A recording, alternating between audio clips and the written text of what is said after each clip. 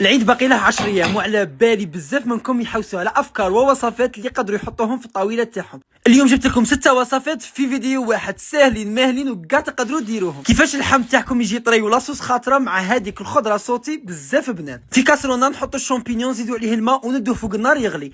نجيب الخضره ونحطها في المقله تاعي اللي تدخل الكوشه، وفي مقله واحده اخرى نحط الزيت البصل ونخليهم يتقلاو.